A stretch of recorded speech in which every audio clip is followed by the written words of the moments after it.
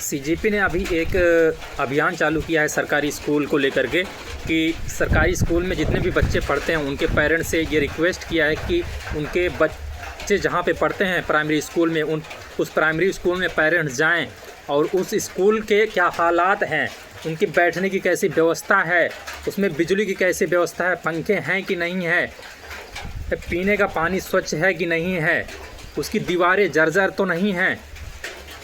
और सीजेपी ने ये जो अभियान सरकारी स्कूलों के खिलाफ चालू किया है, मेरे हिसाब से एक बहुत ही सही निर्णय लिया है सीजेपी ने कि बच्चों के भविष्य के साथ जो आए दिन खिलवाड़ हो रहे हैं या फिर बच्चों की जो सुविधाएं शायद स्कूलों में नहीं मिल पा रही हैं, आए दिन आप देख लीजिए जेनजी कहूँ या अल्फ़ा जेनजी आए दिन अपने स्कूलों के खिलाफ जो टीचर की कमी हो या पीने के पानी के लेकर के कोई बवाल हो या फिर बैठने की व्यवस्था को लेकर के वहाँ पे सुविधा ना सही हो, बिजली पंखे की सुविधा ना सही हो, या खाने में आए दिन वहाँ कमियाँ पाई जा रही हैं प्राइमरी स्कूल को, इस चीज़ को लेकर के ये सीजेपी ने जो अभियान चलाया है उनसे पेरेंट्स से अपील किया है कि आप लोग इस प्राइमरी स्कूल में जाएं और वहाँ के जो भी कमियाँ आपको नज़र आएँ वहाँ की फ़ोटोग्राफी करें, वीडियो बनाएं उसका और सोशल मीडिया पे डालें कि प्राइमरी स्कूल के जो हालात हैं आज के समय में वो बहुत ही दयनीय स्थिति में हैं।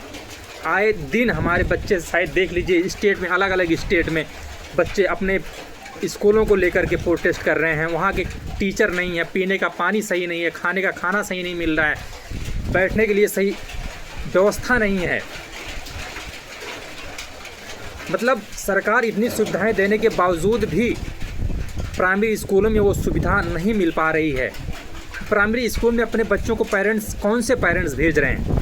शायद वही पेरेंट्स भेज रहे हैं जो प्राइवेट स्कूलों में पढ़ाने में सक्षम नहीं हैं, क्योंकि प्राइवेट स्कूल में उनकी फीसेस जो हैं इतनी हाई रख दी गई हैं, उसकी कापी किताब या फिर बस के जो चार्जेस लगते हैं इतने हाई रख दिया गया है कि एक आम इंसान उसे अफोर्ड ही नहीं कर सकता है।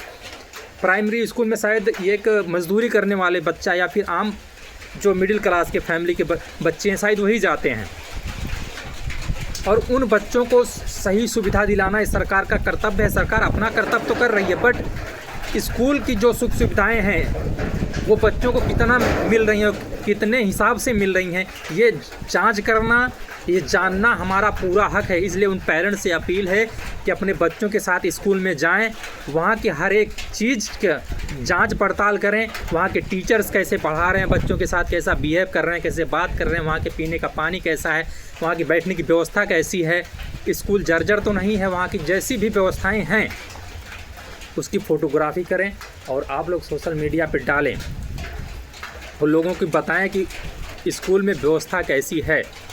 अब प्राइमरी स्कूल की कंडीशन ऐसी है, प्राइमरी स्कूल के जो टीचर्स हैं मैं उनकी बात करूंगा, इनकी सैलरी लगभग 70 से 80 हज़ार होती है एक महीने की, लेकिन जो वहाँ के प्राइमरी टीचर्स हैं वो खुद अपने बच्चों को प्राइमरी स्कूल में नहीं पढ़ाना चाहते।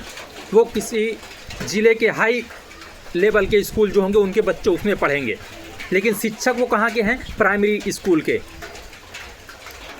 क्यों ऐसा? मतलब उस प्राइमरी स्कूल में वो क्या एजुकेशन नहीं मिल पा रही है सही, या फिर सही उनको सुविधा नहीं मिल पा रही है पढ़ने की, या फिर पढ़ाया ही नहीं जा रहा सही तरीके से। ये एक आम इंसान प्राइमरी स्कूल में अपने बच्चों को डालने से आज क्यों इतराता है, क्यों कतराता है, नहीं डालना चाहता प्राइमरी स्कूल में? और मैं प्राइमरी स्कूल के जो टीचर्स हैं उनकी अगर मैं बात करूँ तो वो खुद अपने बच्चों को प्राइमरी स्कूल में नहीं पढ़ा रहे हैं।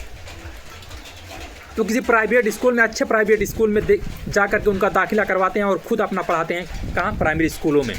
ऐसा क्यों? वहाँ की शिक्षा व्यवस्था में ऐसी क्या कमी है?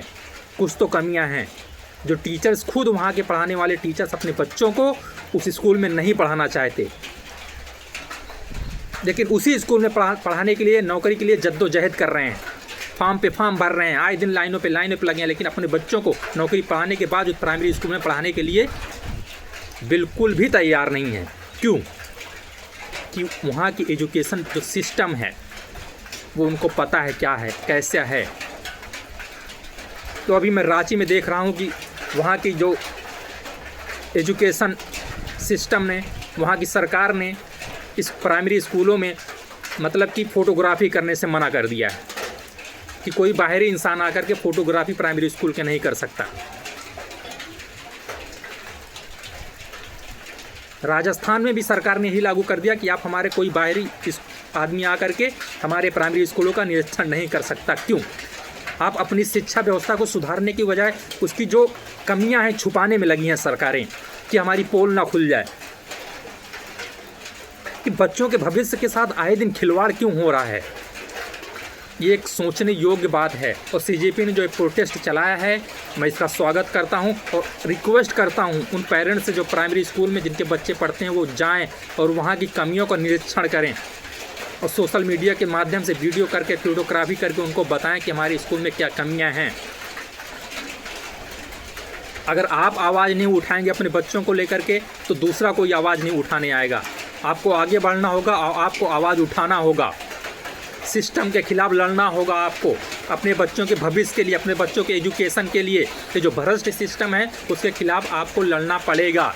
और आप नहीं आएंगे, अगर आगे आएंगे, आप नहीं आवाज़ उठाएंगे, तो दूसरे से उम्मीद मत रखिए कि दूसरा कोई आ करके मेरी मदद करेगा। बिल्कुल नहीं। अगर आप मदद नहीं कर रहे हैं तो दूसरे से उम्मीद मत कीजिए कि वो आपकी मदद करेगा।